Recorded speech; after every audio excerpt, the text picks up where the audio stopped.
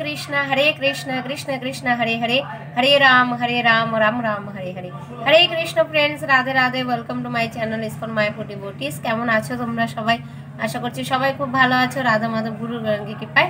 তো আজকে আমরা পাঠ করব লীলা পুরুষোত্তম শ্রীকৃষ্ণ গ্রন্থ তৃতীয় অধ্যায়। ঠিক আছে, তো মঙ্গলাচরণ করে নি। ओम अज्ञानतिमिरान्धस्य ज्ञानाञ्जनशलाकया चक्षुरुन्मीलितं येन तस्मै श्रीगुरवे नमः। नामयं विष्णुपादाय कृष्णपृष्ठाय भूतले श्रीमते भक्तिवेदान्त स्वामिनीति नामिने। नमस्ते सरस्वती देवे गौरवाणी प्रचारिणे निर्विशेषशून्यवादी पाश्चात्यदेशतारिणे। वाञ्छाकल्पतरुभ्यश्च कृपासिन्धुभ्येव च पतितानां पावनेभ्यो वैष्णवेभ्यो नमो नमः। नाम महावदनाय कृष्ण प्रेमपदाय ते कृष्ण कृष्ण चैतन्य नाम्ने गौरतिष्ये नमः। हे कृष्ण करुणा सिन्धु दीनबन्धु जगत्पते गोपेश गोपिका कान्त राधाकान्त नमस्तुते। ताप्त काञ्चन गौराङ्गी राधे वृन्दावनेश्वरी वृषभानुसुते देवी प्रणमामि हरिप्रिये। नीलाचल निवासाय नित्याय परमात्मने बलभद्र सुभद्राभं जगन्नाथाय नमः। ओम वृन्दाय तुलसी देवाय प्रियाय केशवाय च कृष्ण भक्तिपदे देवी सप्तवते नमः। जय श्री कृष्ण चैतन्य प्रभु नित्यानंद से अद्वैत गदाधर शिवासादि गौर भक्तवृंद। हरे कृष्ण कृष्ण कृष्ण हरे हरे, हरे राम राम राम हरे हरे। ओम नमो भगवते वासुदेवाय, ओम नमो भगवते वासुदेवाय, ओम नमो भगवते वासुदेवाय। तो आज के पाठ करब আমরা তৃতীয় অধ্যায়। তো আমি ভাবছি কি তৃতীয় অধ্যায়গুলো না অনেক বড় বড়, তাই ভাবছি দুদিন পাঠ করলে কেমন হয়। না, এটা তৃতীয় অধ্যায়টা ছোটই আছে, এটা করা যাবে, কিন্তু দ্বিতীয় অধ্যায়টা অনেকটা বড় ছিল, তাই না বলা? তার জন্য তো যেটা দেখবো বড় অধ্যায় সেটা আমরা হাফ হাফ করে পড়বো, এটাই ভালো হবে আই থিঙ্ক, তাই না বলা? তৃতীয় অধ্যায়টাও ছোট আছে, চতুর্থ অধ্যায়টাও মনে হয় ছোটই আছে। হ্যাঁ, চতুর্থ অধ্যায় একদমই ছোট। তো তৃতীয় অধ্যায় পাঠ করছি লীলা পুরুষোত্তম শ্রীকৃষ্ণ গ্রন্থের। দ্বিতীয় অধ্যায় হচ্ছে শ্রীকৃষ্ণের জন্মলীলা। দ্বিতীয় অধ্যায় আমরা শ্রবণ করেছি গর্ভস্থ কৃষ্ণের কাছে দেবতাদের প্রার্থনা, ওরা কি প্রার্থনা করেছিল, ওদের কি মনোবাঞ্ছা ছিল। তো আজকে শ্রীকৃষ্ণের জন্মলীলা। তৃতীয় অধ্যায় শ্রীকৃষ্ণের জন্মলীলা। ভগবদ গীতায় শ্রীকৃষ্ণ নিজেই বলেছেন যে তার জন্ম, কর্ম ইত্যাদি সবই দিব্য, এবং কেউ যখন তত্ত্বগতভাবে তা জানতে পারে তখন তিনি ভগবত ধামে প্রবেশ করবার যোগ্যতা অর্জন করেন। ভগবানের জন্ম একজন সাধারণ মানুষের মতো নয়। সাধারণ মানুষের জন্ম হয় কর্মফলের বন্ধনে আবদ্ধ হয়ে। কর্মের ফলস্বরূপ সে এক দেহ থেকে অন্য আরেক দেহে দেহান্তরিত হয়। ভগবানের জন্মের কথা বিশ্লেষণ করে ভগবদ গীতার দ্বিতীয় অধ্যায়ে বলা হয়েছে তিনি তার নিজের ইচ্ছার প্রভাবে আবির্ভূত হন।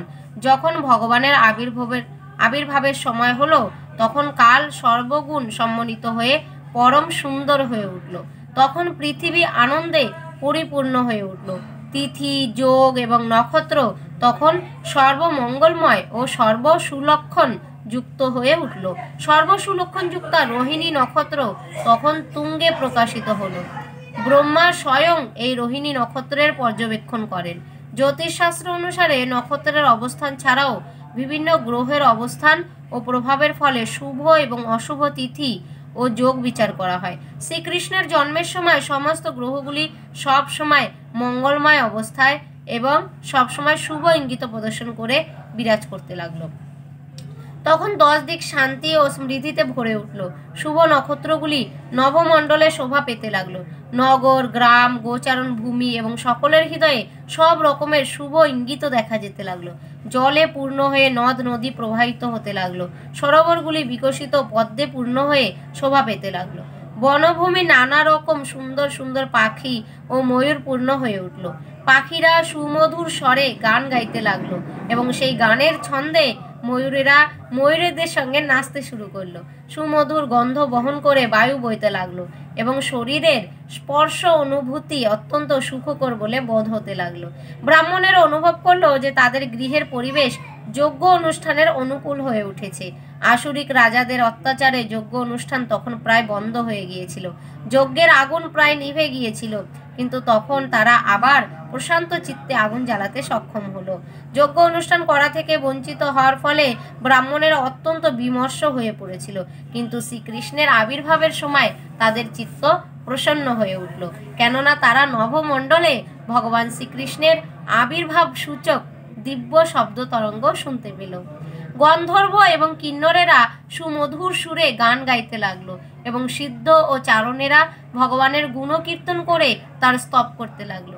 স্বর্গলোকে দেবতারা তাদের সহচরী এবং অপ্সরাদের সঙ্গে সুললিত ছন্দে নৃত্য করতে লাগলেন।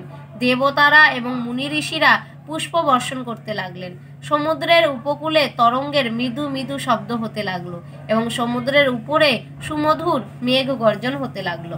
তখন ভগবান বিষ্ণু, যিনি সকলের হৃদয়ে বিরাজ করেন, তিনি রাতের গভীর অন্ধকারে পরমেশ্বর ভগবান রূপে দেবকীর সম্মুখে আবির্ভূত হলেন। পূর্ণচন্দ্র যেভাবে পূর্ব দিগন্তে উদিত হয়, ঠিক তেমনভাবেই পরমেশ্বর ভগবান আবির্ভূত হলেন। কেউ প্রশ্ন করতে পারে যে অষ্টমী তিথিতে শ্রীকৃষ্ণের আবির্ভাব হয়েছিল, তাহলে পূর্ণচন্দ্রের উদয় হলো কি করে?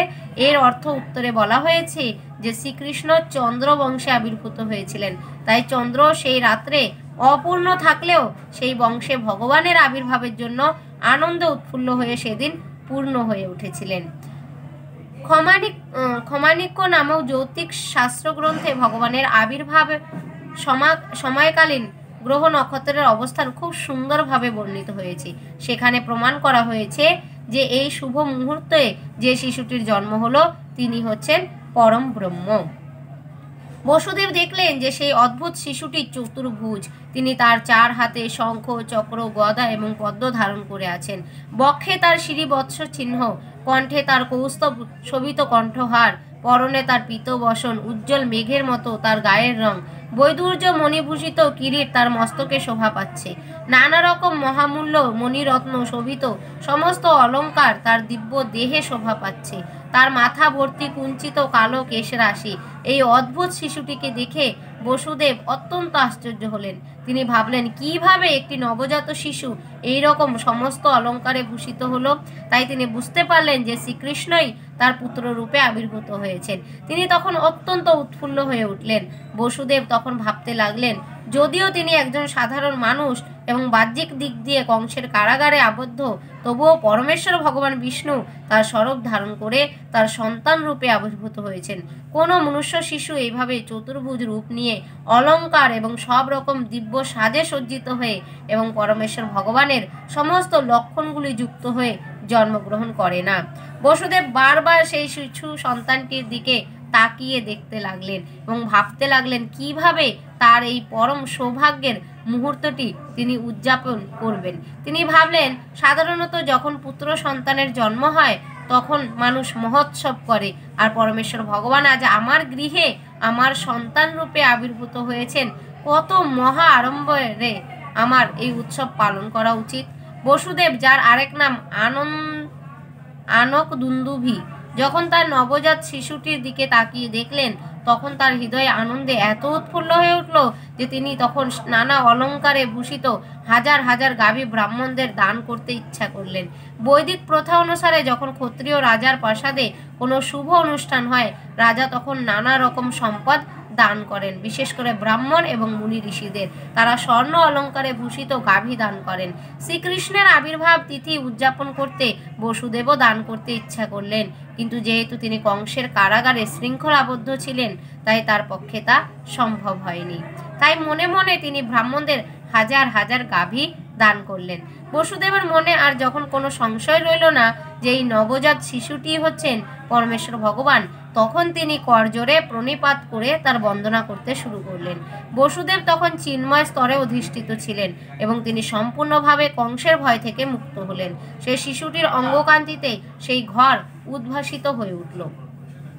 বসুদেব তখন প্রার্থনা করতে লাগলেন, হে প্রিয় প্রভু, আমি জানি আপনি কে। আপনিই হচ্ছেন পরমেশ্বর ভগবান, সমস্ত জীবের পরমাত্মা এবং পরম সত্য। আপনি আপনার নিত্য স্বরূপ নিয়ে আবির্ভূত হয়েছেন, যা আমি এখন সরাসরিভাবে প্রত্যক্ষ করতে পারছি। আমি বুঝতে পারছি যে যেহেতু আমি কংসের ভয়ে ভীত, তাই সেই ভয় থেকে আমাকে উদ্ধার করার জন্য আপনি আবির্ভূত হয়েছেন। আপনি এই প্রকৃতির অতীত, আপনি হচ্ছেন সেই পরম পুরুষ যিনি মায়ার প্রতি দৃষ্টিপাত করে এই জড়জগৎকে প্রকাশিত করেন। কেউ তর্ক করতে পারে যে পরমেশ্বর ভগবান, যিনি কেবলমাত্র দৃষ্টিপাত করার মাধ্যমে সমস্ত জড় সৃষ্টিকে প্রকাশিত করেন, তার পক্ষে বসুদেবের পত্নী দেবকীর গর্ভে আবির্ভূত হওয়া কি করে সম্ভব? সেই সন্দেহ দূর করার জন্য বসুদেব বললেন, হে প্রিয় ভগবান, আপনি যে দেবকীর গর্ভে আবির্ভূত হয়েছেন এটা তেমন কোনো আশ্চর্যের বিষয় নয়, কেননা এই জড় সৃষ্টিও অনেকটা সেইভাবেই প্রকাশিত হয়েছে।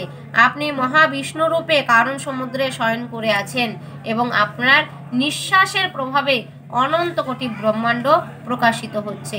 তারপর গর্ভদক্ষায়ী বিষ্ণু রূপে আপনি প্রতিটি ব্রহ্মাণ্ডে প্রবিষ্ট হয়েছেন। তারপর আবার আপনি নিজেকে ক্ষীরোদকশায়ী বিষ্ণুরূপে প্রকাশ করে সমস্ত জীবের হৃদয়ে প্রবেশ করেছেন। এমনকি প্রতিটি পরমাণুর মধ্যেও আপনি নিজেকে প্রকাশ করেছেন। তাই আপনার অচিন্ত শক্তির প্রভাবে আপনি দেবকীর গর্ভে প্রবেশ করেছেন, তাতে আশ্চর্য হওয়ার কিছুই নেই। যদিও মনে হচ্ছে যে আপনি দেবকীর গর্ভে প্রবেশ করেছেন, কিন্তু তাহলেও আপনি সর্বব্যাপ্ত। জড় দৃষ্টান্তের পরিপ্রেক্ষিতে আমরা আপনার প্রবেশ এবং সর্বব্যাপ্তি উপলব্ধি করতে পারি না। 16টি উপাদানে বিভক্ত হওয়ার পরেও জড় প্রকৃতি অবিকৃতই থেকে যায়। জড় শরীর মাটি, জল, আগুন, বায়ু ও আকাশ এই পঞ্চম মহাভূতের সমন্বয় মাত্র। জড় শরীর দেখলে মনে হয় যেন এই উপাদানগুলি নতুন সৃষ্টি করা হয়েছে, কিন্তু সেই উপাদানগুলি দেহের বাইরে সব সময় রয়েছে। তেমনি যদিও আপনি একটি শিশুরূপে দেবকীর গর্ভে আবির্ভূত হয়েছেন, তবুও আপনি বাইরেও বিরাজ করছেন। আপনি সব সময় আপনার ধামে বিরাজ করেন, কিন্তু তবুও আপনি নিজেকে অনন্ত কোটি রূপে প্রকাশিত করে সর্বত্র বিরাজ করতে পারেন। গভীর বুদ্ধিমত্তা সহকারে আপনার আবির্ভাবের তত্ত্ব উপলব্ধি করতে হয়, কেননা জড় প্রকৃতিও আপনার থেকেই উদ্ভূত হয়েছে। সূর্য যেমন সূর্য কিরণের উৎস, আপনিও তেমনি জড় প্রকৃতির আদি উৎস। সূর্য কিরণ কখনো সূর্যমণ্ডলকে আচ্ছাদিত করতে পারে না, ঠিক তেমনি আপনার থেকে উদ্ভূত হওয়ার ফলে জড় প্রকৃতি কখনো আপনাকে আবৃত করতে পারে না। আপাত দৃষ্টিতে মনে হয় যেন আপনি জড় প্রকৃতির 3টি গুণের দ্বারা প্রভাবিত, কিন্তু প্রকৃতপক্ষে জড় প্রকৃতির গুণ কখনোই আপনাকে প্রভাবিত করতে পারে না। গভীর বুদ্ধিমত্তা সম্পন্ন দার্শনিকেরা তা বুঝতে পারেন। পক্ষান্তরে বলা যায় যে যদিও মনে হয় যে আপনি এই জড় প্রকৃতিতে রয়েছেন, তবুও আপনি কখনো তার দ্বারা আচ্ছাদিত হন না। বৈদিক শাস্ত্র থেকে আমরা জানতে পারি যে পরম ব্রহ্মের দেহ নির্গত রশ্মির ছটার প্রভাবে সব কিছু প্রকাশিত হয়। ব্রহ্ম সংহিতা থেকে আমরা জানতে পারি যে ব্রহ্মজ্যোতি হচ্ছে ভগবানের দেহ নির্গত রশ্মির ছটা এবং ব্রহ্মজ্যোতি থেকে সব কিছুর সৃষ্টি হয়। ভগবদ গীতাতে আরও বলা হয়েছে যে পরমেশ্বর ভগবানই হচ্ছেন ব্রহ্মজ্যোতির উৎস। প্রকৃতপক্ষে তিনিই হচ্ছেন সব কিছুর মূল কারণ, কিন্তু অল্প বুদ্ধি সম্পন্ন মানুষেরা মনে করে যে পরমেশ্বর ভগবান যখন এই জড় জগতে আবির্ভূত হন, তখন তিনি জড় গুণের দ্বারা প্রভাবিত হয়ে পড়েন। এই ধরনের সিদ্ধান্ত যারা করে তারা অত্যন্ত মূর্খ। ভগবান সম্বন্ধে তাদের কোনো জ্ঞানই নেই। পরমেশ্বর ভগবান প্রত্যক্ষভাবে এবং পরোক্ষভাবে সর্বত্রই বিরাজ করেন। তিনি এই জড় সৃষ্টির অতীত, কিন্তু তিনি আবার জড় সৃষ্টির অন্তরেও বিরাজ করেন। তিনি কেবল গর্ভদক্ষায়ী বিষ্ণু রূপেই এই জড় সৃষ্টির অন্তরে বিরাজ করেন তা নয়, তিনি প্রতিটি পরমাণুর মধ্যেও বিরাজ করছেন। তিনি আছেন বলেই সব কিছুর অস্তিত্ব আছে, তাকে ছাড়া কোনো কিছুরই অস্তিত্ব থাকতে পারে না। বৈদিক শাস্ত্রে আমরা দেখতে পাই যে পরমাত্মা থেকে স্বতন্ত্র হয়ে কোনো কিছুরই অস্তিত্ব নেই। তাই এই জড় প্রকৃতিও তারই শক্তির প্রকাশ। জড় পদার্থ এবং চিন্ময় আত্মা উভয়েই তার থেকে উদ্ভূত হয়েছে। মূর্খ লোকেরাই কেবল মনে করে যে পরমেশ্বর ভগবান যখন আবির্ভূত হন তখন তিনি জড় প্রকৃতির দ্বারা প্রভাবিত হন। তিনি একটি জড় শরীর গ্রহণ করেছেন বলে মনে হলেও তিনি কখনোই জড় প্রকৃতির অধীন হন না। শ্রীকৃষ্ণ তাই আবির্ভূত হয়ে পরমেশ্বর ভগবানের আবির্ভাব এবং অপ্রকট সম্বন্ধীয় সবকটি ভ্রান্ত মতবাদকে পরাস্ত করলেন। হে প্রভু, আপনার আবির্ভাব, অবস্থান এবং অপ্রকট লীলা জড় জগতের সবকটি গুণের সমস্ত প্রভাবের অতীত। যেহেতু আপনি হচ্ছেন সব কিছুর নিয়ন্তা এবং পরম ব্রহ্মের আশ্রয়, তাই আপনার পক্ষে অসম্ভব কিছুই নয় এবং কিছুই আপনাতে বিসদৃশ্য নয়। একজন সরকারি কর্মচারী যেমন রাষ্ট্রপ্রধানের অধীন কাজ করেন, জড় প্রকৃতিও ঠিক তেমনি আপনার তত্ত্বাবধানে কাজ করেন। তাই আপনার পক্ষে কারো অধীনস্থ হওয়ার কোনো প্রশ্নই ওঠে না। পরব্রহ্ম এবং সবকিছুই আপনাকে আশ্রয় করে আছে এবং জড় প্রকৃতির সমস্ত কার্যকলাপ আপনার দ্বারা নিয়ন্ত্রিত হচ্ছে। আপনাকে শুক্লম বলে সম্বোধন করা হয়। শুক্লম বা সাদা হচ্ছে পরমেশ্বর সত্য স্বরূপ আপনার এক প্রতীক মাত্র, কেননা আপনি জড়জাগতিক গুণের দ্বারা প্রভাবিত হন না। ব্রহ্মাকে রক্ত বলা হয়, কেননা তিনি সৃজনাত্মক রূপে রজগুণের অধিকারী, আর তমগুণ শিবের অধীন, কেননা তিনি সমস্ত সৃষ্টির সংহার করেন। সৃষ্টি, স্থিতি এবং প্রলয় আপনার দ্বারাই সম্পাদিত হয়, কিন্তু তবুও আপনি সেই সমস্ত গুণের অতীত। বেদে বিহিত হয়েছে হরিহীনির গুণ সাক্ষাৎ। পরমেশ্বর ভগবান সর্বদাই জড়জাগতিক গুণের অতীত।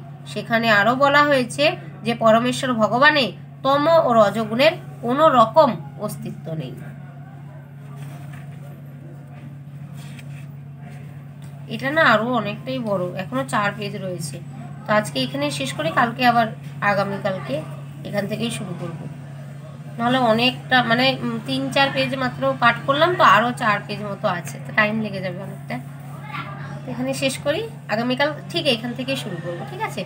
ওম নমঃ ভগবতে বাসুদেবায়, ওম নমঃ ভগবতে বাসুদেবায়। লীলা পুরুষোত্তম শ্রীকৃষ্ণ গ্রন্থের শ্রীকৃষ্ণের জন্মলীলা কথা কি জয়, তাই করবে।